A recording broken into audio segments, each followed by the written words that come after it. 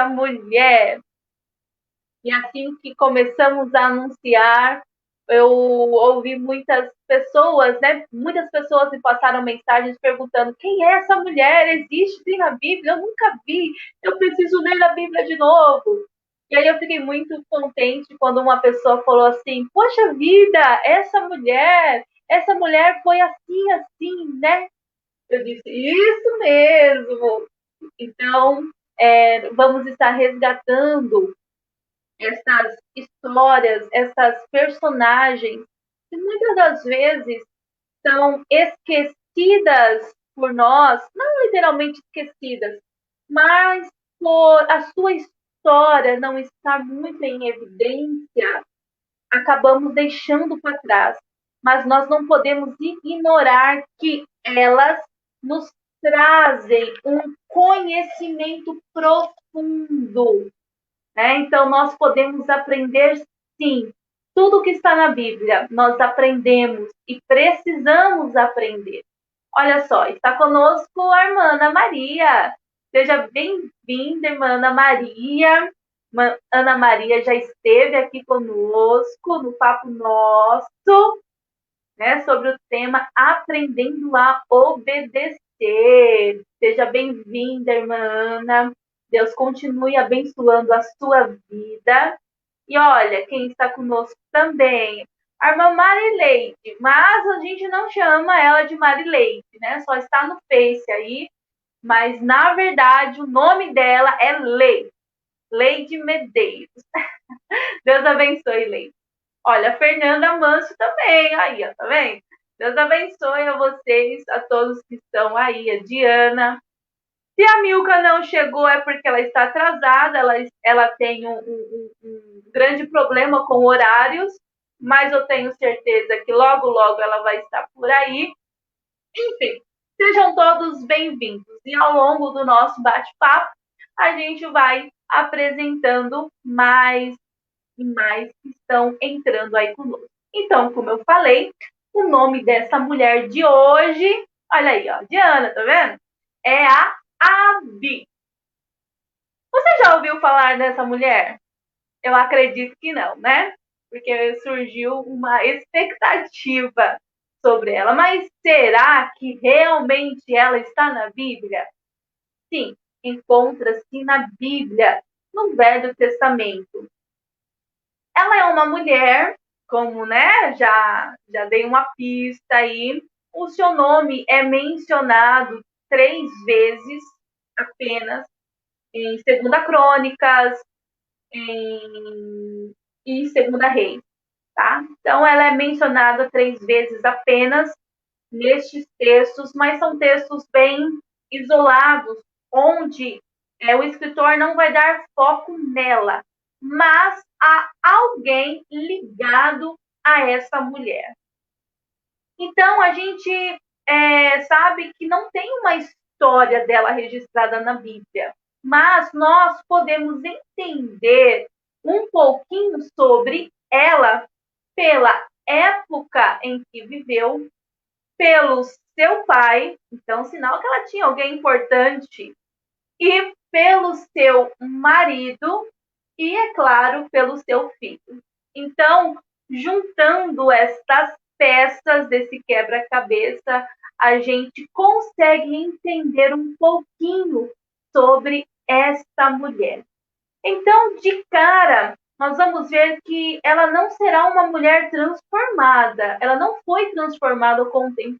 Pode até ter sido, mas o que mais chama a atenção é que uma mulher transformada por Deus, ela pode transformar a vida de pessoas. Então, ela foi transformada e agora a sua história, quem ela é, vai transformar a vida de alguém. Olha lá, Maria Matias chegou.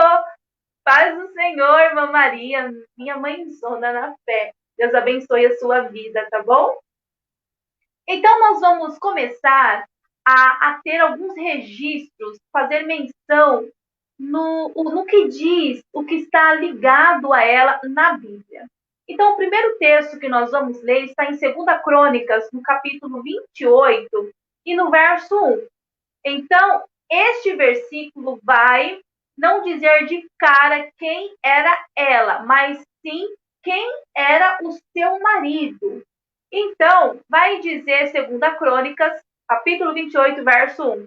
Tinha Acás 20 anos de idade quando começou a reinar, e 16 anos reinou em Jerusalém, e não fez o que era reto aos olhos do Senhor, como Davi, seu pai. Ora, por esse texto, a gente não entende, não sabe que ela é esposo de Abi, mas nos outros textos a gente sabe que eles eram marido e mulher. Olha só, irmã Sandra Pimentel, Deus abençoe, irmã Sandra, que saudade eu tenho da senhora. Nossa, faz tanto tempo que a gente não se vê pessoalmente. Todos aí, a Mariana, o Rômulo, enfim. Deus abençoe a sua vida e continue nos abençoando. Então, a gente sabe que o esposo de Abi era Acás. E, de cara, a gente sabe que Acás não foi um bom homem. Como assim não foi um bom homem? Ele foi rei de Judá, porém, ele foi um péssimo rei. Ele fazia tudo o que era contrário à lei do Senhor. Ele não temia a Deus. Mas será que a sua esposa, Abi, tinha a mesma conduta? Vamos tentar entender um pouquinho? E aí nós vamos para o mesmo livro, 2 Crônicas, mas agora no capítulo 29 e o verso 1, que vai dizer assim: tinha Ezequias 25 anos de idade quando começou a reinar, e reinou 29 anos em Jerusalém, e era o nome de sua mãe, Abias, ou Abi, filha de Zacarias. Em 2 Reis, no capítulo 18, no verso 2, a tradução, ou um outro nome, vamos dizer assim, para essa mulher é Abi. Em 2 Crônicas está Abia e em 2 Reis, Abi. Então a gente sabe que essa mulher foi casada com Acás, um péssimo rei, e ela gerou um filho, Ezequias, um excelente rei para a nação de Judá, para a nação de Jerusalém, o reino sul. Então, a gente consegue entender um pouquinho sobre o que ela estava inserida, como que era a sua família. Então, o texto nos dá uma pista que ela era filha de Zacarias. E a gente precisa entender que, como não existe apenas uma Maria no mundo, uma Raquel no mundo, né? Uma Fernanda no mundo, uma Diana no mundo, enfim, uma Leide no mundo, não existia apenas um único homem chamado Zacarias. Zacarias era um nome muito comum na comunidade, né, judaica na época. E até mesmo na Bíblia, mencionado na Bíblia, nós vamos ter muitos Zacarias. Este Zacarias, pai de Abi, não é o mesmo Zacarias, profeta, na época em que o povo de Judá estava cativo lá na Babilônia. Não se trata do mesmo Zacarias.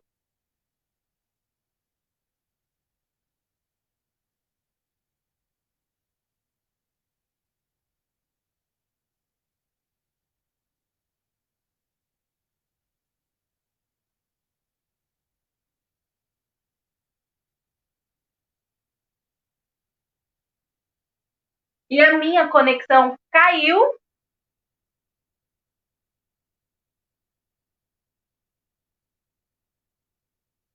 A minha conexão caiu, a minha tela aqui parou, mas continua gravando. Me perdoem aí, mas a minha tela aqui parou de gravar, mas eu estou me vendo ali se mexendo. Então, este Zacarias, pai de Abi, não é o mesmo Zacarias, tá? Que estava ou que nasceu ali no período babilônico, onde o povo de Judá estava, ok? E não é o mesmo Zacarias que foi morto, tá? Pelo rei chamado Jotão, perdão, pelo rei chamado Joás, tá? Esse Joás foi avô de Acás, avô de Uzias, tá bom? Avô de Uzias, tá? Bisavô de Acás. Então, não se trata do mesmo Zacarias. Então, só nesse período, a gente já tem um período muito curto, 3 Zacarias. Tá? Um Zacarias, filho de Joiada, que foi morto pelo rei Joás, que foi avô do rei Uzias, bisavô desse rei Acás, tá bom? E nós tivemos um outro Zacarias que viveu muito tempo depois, tá? Desse período dessa história que nós estamos contando aqui. Este Zacarias, quem ele era? O que ele fazia? Será que ele tinha alguma posição ali no palácio? Será que ele exercia alguma outra coisa? Sim. Quando nós vamos ver, este Zacarias tem uma menção dele lá no livro de Isaías, no seu capítulo 8 e no seu verso 2. E o que vai dizer? Isaías, no capítulo 8, no verso 2, diz assim: Então tomei comigo fiéis testemunhas a Urias, sacerdote, e a Zacarias, filho de Geberequias. Então a gente sabe que este Zacarias não era o filho de Joiada e não era o filho, né, ou o neto de Ido, que viveu um pouco mais lá para frente. Então era outro Zacarias. Mas tem uma outra referência sobre este Zacarias? Ele tinha alguma aproximação no templo com os serviços, né, do templo? Nós não sabemos, mas a única coisa que a gente sabe por aqui é que ele tinha uma relação muito próxima com Isaías, a tal ponto que ele serviu de testemunha, junto com Uzias, o sacerdote, tá? Urias, o sacerdote. E lá em 2 Crônicas, no capítulo 26, no verso 5, quando Uzias assume o reinado, Zacarias, ele servia como um conselheiro do rei. Ele era um dos sábios que estavam ali para aconselhar o reinado do rei. Então, nós vamos ver no versículo escrito assim: porque deu-se a buscar a Deus, quem? Uzias, tá? Deu a buscar a Deus nos dias de Zacarias. E aí vai estar lá bem bonitinho, Zacarias, sábio nas visões de Deus. Então, nós sabemos por aqui que Zacarias, ele era um homem temente a Deus. Ele era um homem que andava em retidão com Deus.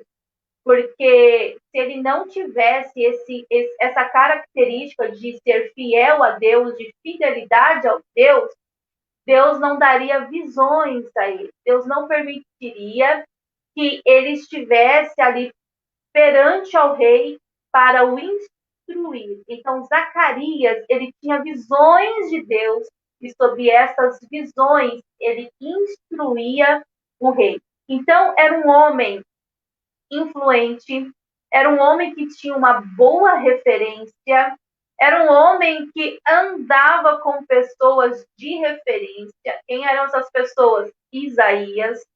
Ele tinha visões de Deus, ele estava no palácio, permanecia no palácio, ele instruía o rei, ele tinha acesso lá. Ele era um homem estimado.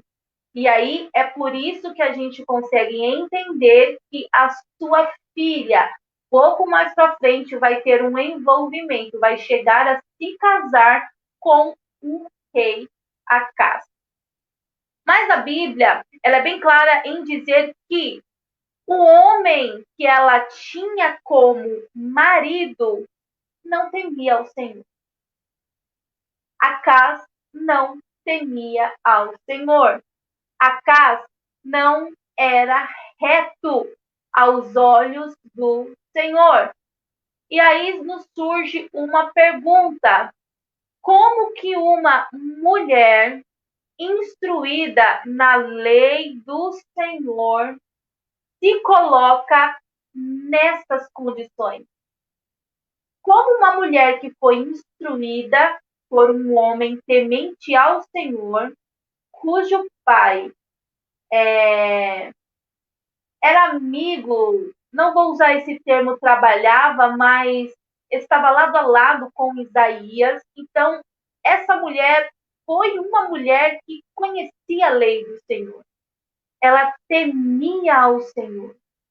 E como que ela chega a casar com alguém tão oposto, com alguém totalmente inverso, com alguém que não fazia nada do que ela fazia?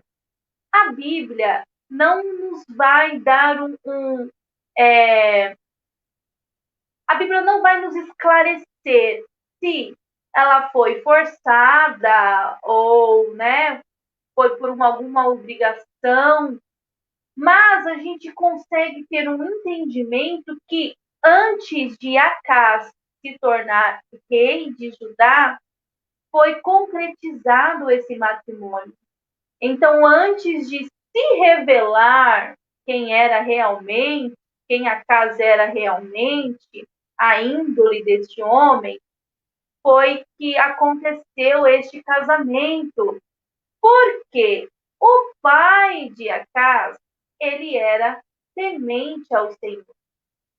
O pai de Acás fazia o que era bom aos olhos do Senhor. Então, nós conseguimos entender que este casamento aconteceu antes de Acás assumir o reinado de Judá. E quando a gente vai entender um pouquinho sobre isso, a gente sabe que em uma relação matrimonial, antes de chegar o casamento, ambos se conhecem.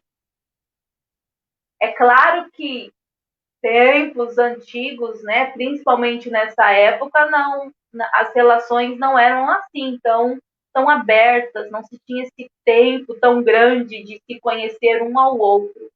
Mas nós damos sinais do nosso caráter, da nossa conduta. E por esses sinais, a outra pessoa passa a nos conhecer. Será que essa mulher aceitou, sabendo que este homem não temia ao Senhor? E o caráter deste rei foi tão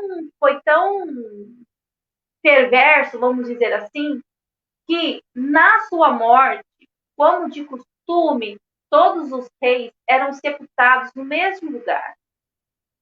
E quando este rei Acás morre, ele não foi sepultado, os seus restos mortais não foram colocados junto com os outros reis de Israel, simbolizando que este rei estava completamente perdido. Então, o que a gente pode falar sobre essa mulher, sobre a Bia? Eu estou um pouco confusa aqui, minhas irmãs, meus irmãos, porque a minha tela de gravação, ela está completamente parada. Mas a minha outra tela aqui, onde eu estou vendo as mensagens, eu percebo que está gravando. Então, quando eu olho aqui para frente, está parado e dá a impressão que não está gravando. Mas eu sei que está gravando porque eu estou me vendo aqui se movimentando. Então, se vocês me verem olhando para cá, é porque eu estou conferindo se realmente está sendo gravado ou não. Mas voltando aqui para o nosso papo, O que, então, falar sobre esta mulher? Primeiro, a gente vai entrar num assunto um pouco polêmico, porque ela era uma mulher que temia o Senhor e o seu marido não.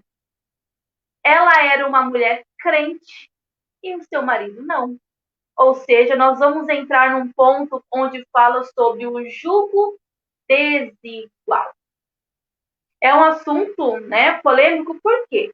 Porque quando a gente fala de casamento, de relacionamento, é algo completamente pessoal. Não é algo que uma religião vai dar opiniões, porque é algo completamente pessoal. Por que eu falo que é algo que religiões não podem dar as suas opiniões? Porque a gente sabe que religiosidade, ela é prejudicial à religiosidade. Quando nós entendemos o que é temer a Deus, nós deixamos de ser religiosos e passamos a ter uma conduta diferente. Então, temer a Deus, então estar na igreja, então ter uma religião é completamente diferente, embora pareça ser tudo igual. Eu posso estar na igreja, ser da igreja, mas ser apenas religioso, apenas cumprir regras, apenas cumprir algumas ordens. Mas o meu coração não está presente, não estar envolto nas coisas de Deus. Então, a religiosidade, ela é algo que afeta e não pode ser algo que dê opiniões em uma relação. Mas, quando nós tememos a Deus, nós entendemos que quando procuramos alguém para compartilhar a nossa vida, essa pessoa deve professar a mesma crença, o mesmo credo. Os pensamentos, os ideais não divergem. Embora a gente saiba que ninguém pense igual ao outro, quando nós tememos ao Senhor, nós vamos procurar alguém que esteja no mesmo padrão, na mesma linha de pensamento. Nós não vamos procurar uma pessoa completamente oposta àquilo que nós somos, porque nós vamos entender que ao longo do tempo isso vai dar problemas. Não é que eu estou sendo preconceituosa, poxa vida, eu sou da igreja e eu não posso ter um relacionamento com pessoas que não professam a mesma fé, isso é um tipo de preconceito. Não entenda isso como preconceito, mas com o tempo, esse ajuntamento vai dar confusão, vai promover desgastes, vai trazer problemas, porque quando se é uma relação, nosso intuito é agradar a outra pessoa. E como que nós vamos agradar a outra pessoa se não compartilhamos dos mesmos gostos, se nós não compartilhamos dos mesmos lugares, se nós não compartilhamos da mesma conversa? Então, vai ser algo que vai trazer um desgaste. Possa ser que dê certo? Sim, mas quando se dá certo, a maioria dos casos que nós vamos ver é que quem estava professando alguma crença ou vai sair para poder agradar a outra pessoa e quase que a minoria vai ser o inverso. A outra pessoa vai passar a servir alguma religião por causa da outra pessoa. Então, é muito complicado quando a pessoa vai escolher alguém para compartilhar a sua vida que não professa, que não segue, que não tem a mesma crença, que não partilha dos mesmos objetivos.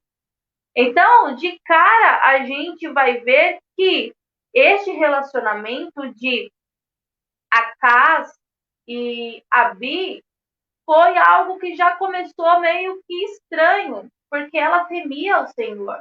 E acaso não?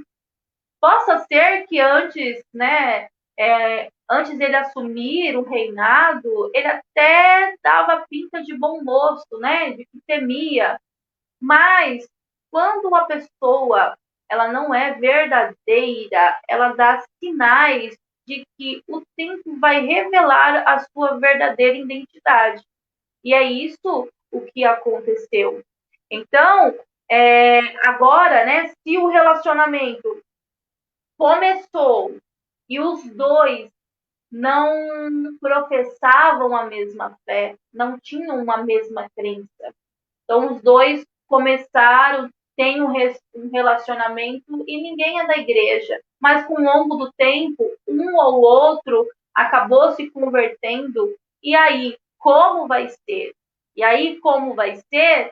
Você vai ter que agir de uma forma sábia, você vai ter que agir de uma forma prudente. Você agora vai ter que fazer com que a outra pessoa reconheça Deus na sua vida. Não por você falar, mas pela forma de você ser. Muitas das vezes nós deixamos de ganhar porque nós falamos demais. Queremos falar, nós falamos demais, olha isso, isso, isso, isso. Mas só que as pessoas que olham para nós não enxergam Deus na nossa vida.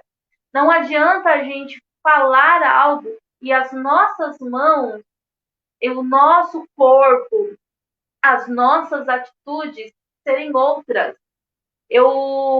Foi no domingo, eu estava, né, no celular e acabei vendo um status de uma pessoa. Eu achei muito interessante a colocação que ela colocou. Era a voz de Jacó, mas as mãos de Esaú. Então, a voz era de alguém, mas as mãos eram de outra. E na nossa vida é assim. O que nós falamos tem que ser com aquilo que nós mostramos.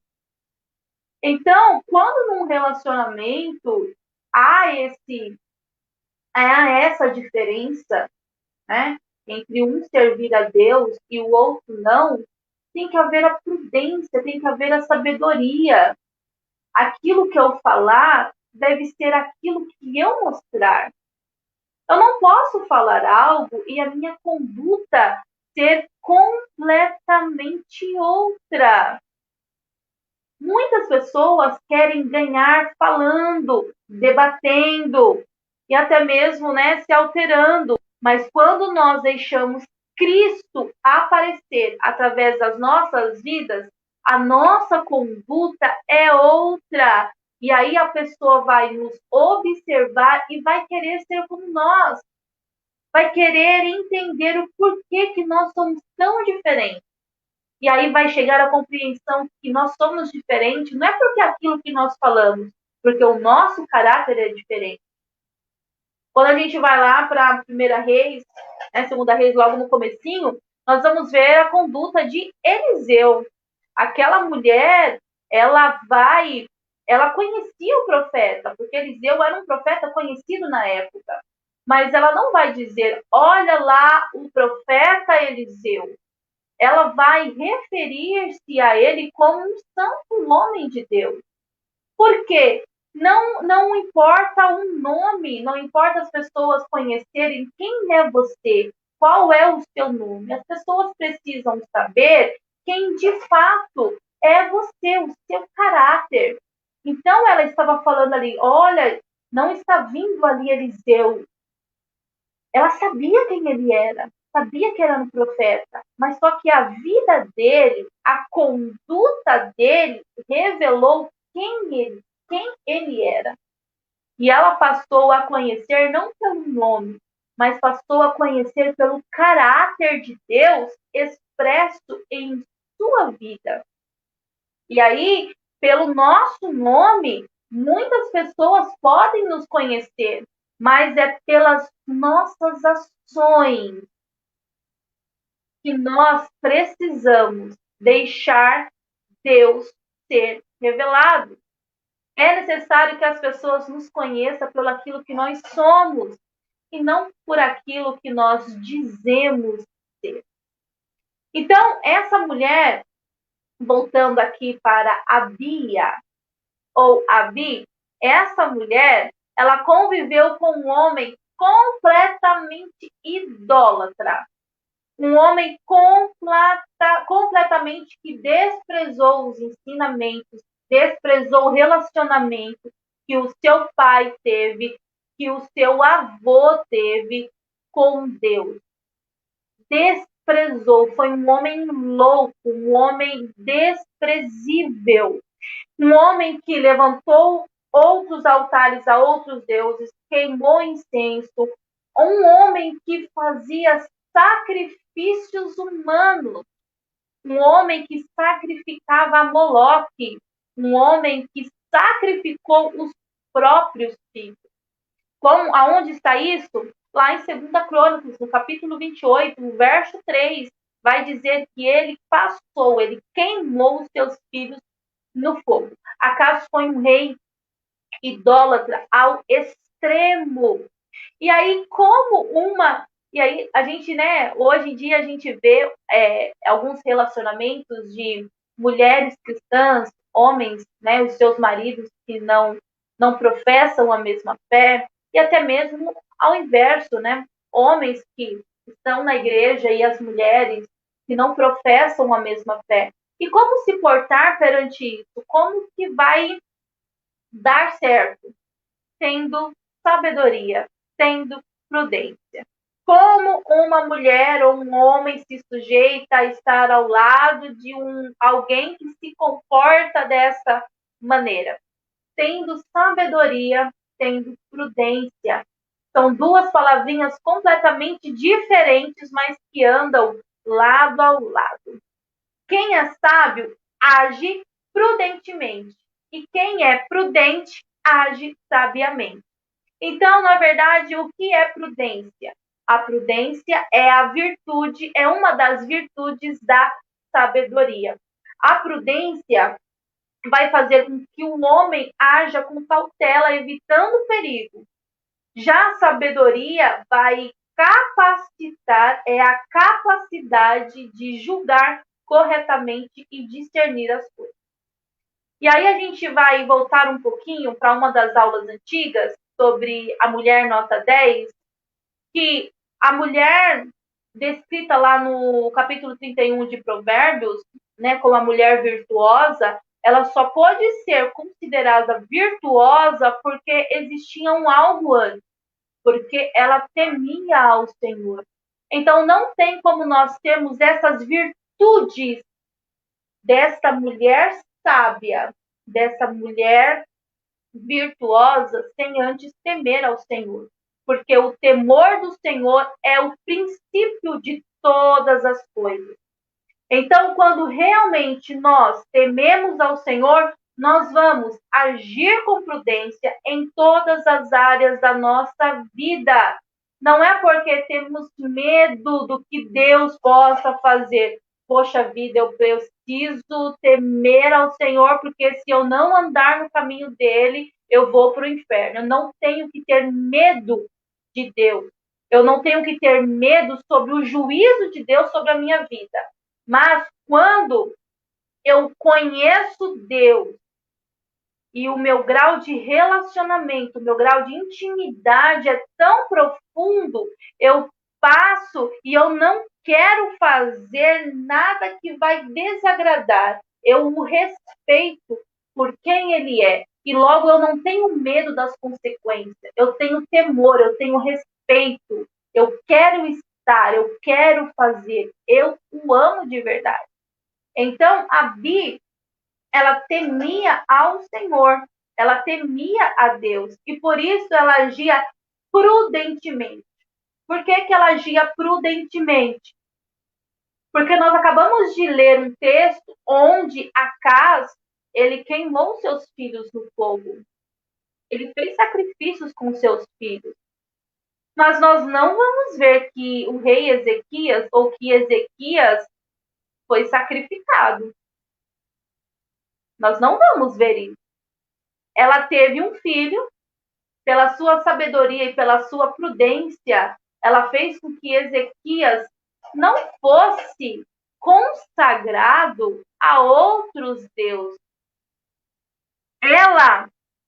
O seu temor, ela fez com que o seu filho também temesse a Deus.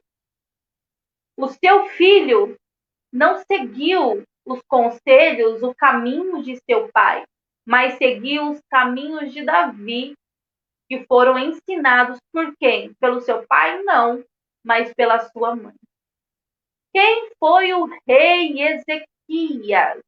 O rei Ezequias foi um homem justo, foi um homem reto, foi um homem que temia Deus, foi um homem que trouxe um avivamento para a época, foi um homem que abriu novamente as portas do templo, foi um homem que pôs em ordem a casa de Deus. Então nós vamos ver que como que ele teve essa atitude, porque ele teve alguém que o ensinou no caminho. E aí a gente vai entrar num tópico, né, sobre a atitude de Abi. Ela não permitiu que o seu filho fosse queimado no fogo. Então, como que procedia essa prática de sacrifícios a alguns deuses, né, principalmente a Moloque, Baal? Então, era praticamente os filhos primogênitos, né, eram jogados no fogo e poderiam ser já crianças ou recém-nascidos. E essa prática fazia com que o povo, o rei, o reinado fosse próspero, tivesse uma fertilidade, uma proteção. Então, de cara, a gente sabe que Ezequias não foi um filho primogênito de Acás. Porque se fosse, com certeza, Abi não conseguiria impedir que o rei fizesse isso. E por aí a gente entende que ele tinha outras mulheres também. Então, nós vamos ver que essa prática de lançar, de jogar, de sacrificar os filhos, foi uma prática abominada por Deus. Lá em Levítico, no capítulo 20, nós vamos ver que Deus abominou isso. Deus deixou bem claro para Moisés que não era para o povo fazer isso, era para o povo abominar as nações que tinham tal prática. Então, Acás, sendo da linhagem de Davi, ele temia o Senhor, ele foi instruído, ele sabia o que era permitido, o que Deus se agradava e o que Deus não se agradava, e mesmo assim, ele decidiu escolher um caminho que desagradava completamente a Deus. E ele começa a colocar em prova isso, levantando outros altares e até mesmo sacrificando seus próprios filhos. Mas o fato é que Abi não seguiu, não fez, não sacrificou o seu filho, não fez com que o seu filho fosse sacrificado, consagrado a um outro Deus. Muito pelo contrário. Então, quando Abi ela vai dar à luz ao seu filho, e é um homem, até o seu nome, Ezequias, se dá a entender que ela o entregou de corpo e alma ao Senhor. Porque o nome Ezequias significa Jeová fortalece, Deus fortalece.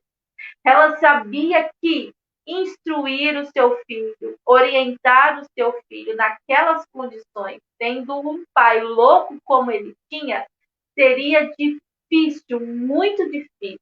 Mas ela sabia que nessa missão, ela sabia que neste projeto, que nessa direção, que aquilo que o Senhor Deus deu em suas mãos, ela iria conseguir, porque era Deus que iria fortalecer, era Deus que iria guardar, era Deus que iria proteger. E é assim, nós como mães, nós mulheres, os nossos filhos precisam ser consagrados ao Senhor. Nós precisamos entender que nessa nossa missão é Deus que vai nos fortalecer, porque o príncipe deste mundo, a regência deste mundo, é algo tão profano, é algo que está sacrificando os nossos filhos a deuses pagãos, ao próprio Satanás. está levando os nossos filhos à ruína. E nós, como mães, precisamos entender que está em nossas mãos o consagrar a nossa casa, o consagrar os nossos filhos ao Senhor. Está em nossas mãos abrir mão dos nossos filhos, como segurá-los para que eles possam entender o caminho do Senhor. E foi isso que essa mulher fez. Ela não permitiu que o seu filho passasse pelo fogo. Ela não permitiu que o seu filho fosse consagrado a outros deuses. A vida, né, dos nossos filhos está nas nossas mãos. E aí, quando a gente vai ver lá no livro de Jó, nós vamos ver Jó, quem eram os filhos de Jó? Já eram homens e mulheres formados. Eram pessoas que já tinham as suas vidas, que já eram adultos, já sabiam o que podia, o que não podia fazer. Mas qual foi a postura de Jó? Qual era a postura de Jó? Nós vamos ver Jó fazendo sacrifícios para si e para os seus filhos, porque ele julgava que os seus filhos poderiam estar fazendo alguma coisa que desagradasse a Deus.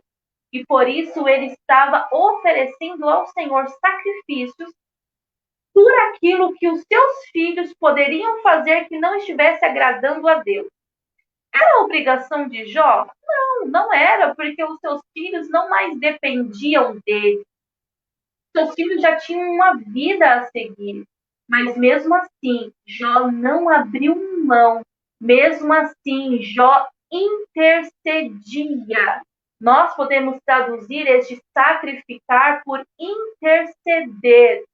Nossos filhos podem ganhar outros mundos, podem crescer, ir para longe. Mas nós, como mães, nós não podemos deixar de interceder pelos nossos filhos, independente das escolhas que eles fizeram, independente das escolhas que eles fizerem. Está em nossas mãos, ou melhor, está nos nossos joelhos, a vida deles. E se nós entendermos que a nossa intercessão, a nossa oração pode mover, pode mudar, nós podemos transformar a vida dos nossos filhos através de silêncio, através de joelho no chão. E é isso que Jó nos ensina. O tempo, nossos filhos podem crescer, podem ser donos de si, mas a nossa intercessão como mães, como pais, não pode deixar de acontecer até que o Senhor ou nos leve ou os leve para si. Jó só parou de sacrificar a Deus pela vida dos filhos quando Deus para si os tomou. Não é isso que Jó fala?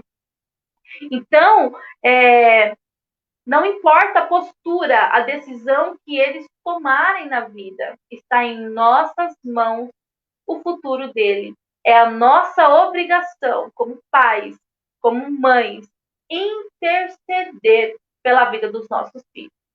Ezequias temia Deus. E por que ele temia Deus? Porque ele foi ensinado a temer a Deus. Alguém mostrou o caminho. Alguém o fez temer a Deus. Então, ele temia Deus porque ele conhecia Deus. Acas não adorava, não servia, o povo estava corrompido. Então, onde que Ezequias aprendeu sobre a lei do Senhor? Onde Ezequias foi apresentado a Deus? Por intermédio de sua mãe. E aí a gente vai entrar num ponto que como nós queremos que os nossos filhos sigam o caminho de Cristo se nós não os levamos até Ele. Para que eles possam temer ao Senhor, eles precisam conhecer a Deus. E como que eles vão conhecer a Deus? Através das nossas vidas. E nós precisamos mostrar Deus através das nossas. E aí a gente entra num ponto que nós temos um conceito muito errado sobre educação em todas as áreas, mas principalmente sobre a educação cristã. Porque nós tiramos, né, agora nesse período de pandemia, as escolas dominicais, principalmente as classes infantis, juvenis, adolescentes e jovens, estão um pouco defasadas, né? Mas antes da pandemia, o número bem menor de frequência nas escolas dominicais são literalmente as crianças. Muitas das vezes os pais vão, mas acaba deixando as crianças em casa porque está muito cedo, ou enfim, né? Muitas outras coisas. Mas como nós queremos fazer com que os nossos filhos conheçam a Deus, se nós não levamos até onde Deus está? É muito complicado. Então, não basta também eu apenas levar o meu filho para a igreja e deixar ele lá para que ele aprenda. É necessário que ele tenha um encontro primeiramente na minha casa. É necessário que ele saiba que dentro da minha casa ele também pode conhecer a Deus. E ele vai criar um relacionamento também na igreja. Mas, primeiramente, ele precisa conhecer a Deus na minha casa, na nossa casa, através das nossas vidas, através da nossa boca. E quem vai ensiná-los? Nós. Muitas das vezes é tão mais confortável para a gente dar um celular na mão e falar, olha, assiste o que você quer, brinca no que você quer, joga o que você quer, do que pegar a Bíblia, do que pegar uma história da Bíblia e ler e ensinar os nossos filhos.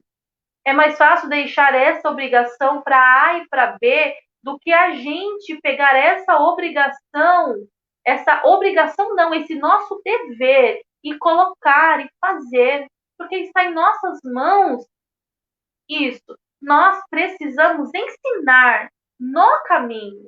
Então, é diariamente que os nossos filhos vão sendo orientados e vão sendo ensinados por nós.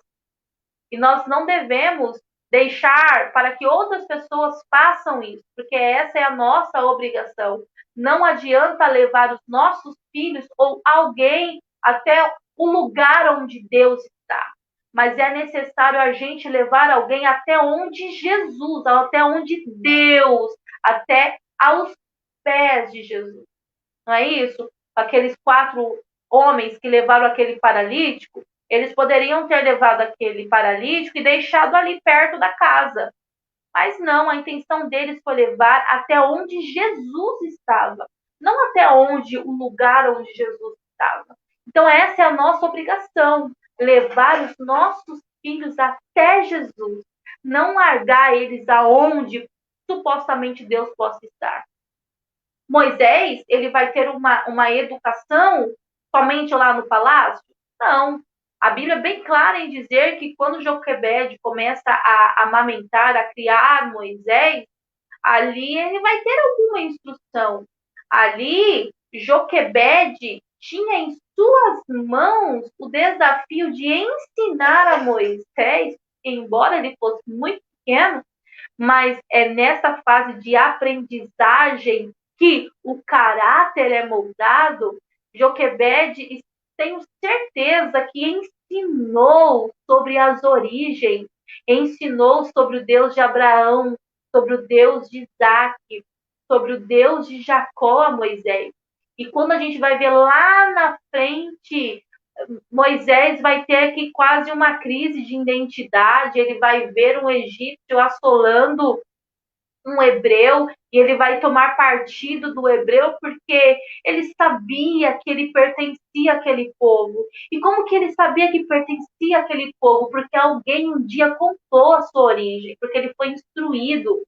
Então, nós vemos aí essa educação, não importa o que vai acontecer lá na frente. Se hoje nós se preocuparmos em instruir os nossos filhos, os nossos pequenos, né, que nunca crescem, hoje, lá na frente, eles podem até tomar outro caminho, mas o temor do Senhor não vai se afastar do coração. Timóteo, quando nós vamos ver a história de Timóteo, o seu pai era grego, sua mãe vó judias. E quando Paulo vai dar testemunho de Timóteo, vai falar que Timóteo tinha uma fé não fingida. Timóteo era verdadeiro. Timóteo era um homem reto, era um homem justo, era um homem de caráter. E quem ensinou a ser assim foi o seu pai? Paulo não vai falar. Paulo vai dizer que agradecia pela instrução que a sua avó, que a sua mãe tinha dado a Timóteo, sua mãe Eunice e a avó Lóide. Então, Timóteo poderia ter sido instruído na educação grega. Claro, talvez até foi instruído, mas só o que foi primordial foi a educação cristã que a sua mãe e a sua avó deram. Timóteo não seguiu os passos do seu pai, cultuando a deuses gregos, tendo uma postura diferente, a filosofias diferentes, mas nós vamos ver ele imerso no temor, nas leis de Deus. Então, nós vamos entrar num ponto agora. Abi fez com que o seu filho fosse um rei reto, justo, temente ao Senhor. Como assim? Um rei reto, justo e temente ao Senhor. Porque às vezes a gente tem como objetivo instruir os nossos filhos somente em uma área. E Abi não fez isso.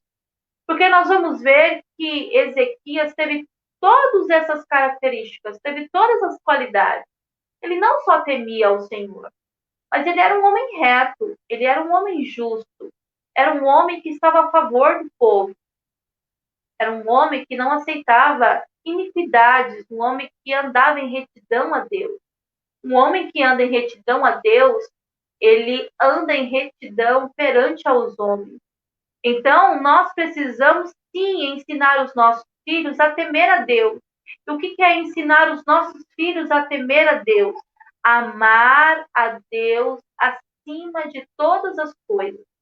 Quando eu ensino meu filho a temer a Deus, eu estou colocando nele o desejo de que tudo pode acabar, de que tudo pode passar, mas Deus está acima de qualquer coisa. Deus está acima de qualquer posse, de qualquer bênção que eu possa ter. Deus está acima até mesmo da minha própria vida. E foi isso que Ezequias fez. Quando chega o período dele reinar, ele não vai seguir os passos do seu pai, mas ele escolhe temer a Deus, andar em retidão a Deus, andar em temor a Deus. E aí o Senhor vai andar com ele. Primeiro, ele decide temer, amar a Deus, e então o Senhor vai confirmar os seus passos sobre a terra. Precisamos ensinar os nossos filhos a serem retos. Como assim? O que é ser reto? É andar direito, é ter uma postura, é ser íntegro, é ser verdadeiro, é ter caráter. Nós precisamos ensinar os nossos filhos a ser gente. E muitas das vezes a gente vê algumas atitudes de pais e crianças que nos deixam envergonhados. Nós precisamos ensinar os nossos filhos a respeitar, a ter limites, a ter uma postura. O que Davi vai falar lá para Salomão? Né? Davi já estava próximo à sua morte e Davi vai instruir a Salomão. E o que Davi vai falar? Olha, Salomão, eu quero que você faça isso. Não. Davi vai falar, seja homem, tá, Salomão? Tenha postura de homem. Como assim, ser homem?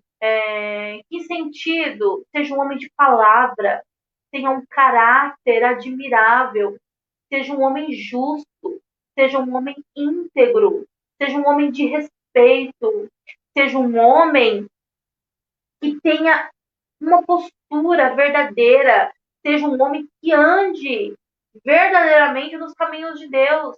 Era isso que Davi estava falando para o seu filho, instruindo o seu filho. E nós precisamos ensinar os nossos filhos a serem justos. E o que é ser justo? Aquele que age seguindo a justiça, estar a favor da verdade. Ser justo é ser íntegro e saber respeitar a todos de igual forma. É andar na justiça. O que é andar na justiça? Ser justo é você não ir nem a favor de um, nem a favor de outro. É você olhar para ambos os lados, ver realmente aquele que está falando a verdade e não se importar em pregar a justiça. Porque um ou outro pode ficar, né, desgostoso pela sua decisão. É você entregar a justiça sem você desrespeitar um ou outro. A Bi, ela não foi transformada pelas situações que aconteceram ao longo da vida, porque ela poderia ter sido transformada pelas atitudes do seu marido, Acabe. Ela poderia, ao longo do tempo, deixar de temer ao Senhor, mas não, porque uma mulher transformada por Deus, alguém transformada por Deus, alguém que realmente teve um encontro com Deus, alguém que verdadeiramente teve um encontro com Deus, deixa o mundo transformar a sua vida. Quando nós vemos pessoas que outrora professavam alguma coisa e teve uma vida completamente destruída depois que saiu da igreja, nós vamos ver que essa pessoa não teve um encontro verdadeiro. Até seguia Jesus, mas seguia de longe. Não teve um encontro verdadeiro com a cruz. Não teve um encontro verdadeiro com Cristo. Mas quando a pessoa ela é transformada verdadeiramente, ela não é transformada pelo mundo com o passar do tempo. E aí nós vamos ver que Acaz não transformou Abi, Acaz não fez com que Abi se corrompesse, não fez com que Abi fosse uma mulher idólatra, não fez com que Abi consagrasse o seu filho a outros deuses. Muito pelo contrário, porque ela sim estava transformada pela palavra de Deus, porque ela temia o Senhor. E porque ela era uma mulher transformada por Deus, ela pôde transformar a vida de alguém, a vida de seu filho. Teve nas suas mãos a decisão de deixar que o mundo guiasse o seu filho ou que ela instruísse o seu filho. E ela decidiu não abrir mão, ela decidiu instruir, ela decidiu fazer com que o seu filho conhecesse a Deus, porque primeiramente ela temia o Senhor. Então, está em nossas mãos o futuro do nosso lar. Quando nós tememos ao Senhor, nós vamos querer que outras pessoas conheçam o nosso Deus. Nós vamos apresentar o nosso Deus a outras pessoas. Então, se você é uma mulher transformada, você pode transformar a vida de alguém, apresentando Deus a essas pessoas. Que Deus vos abençoe grandemente nesta tarde. Eu não consegui ver os comentários, mas que a graça de Deus possa permanecer na sua vida grandemente. Deus abençoe.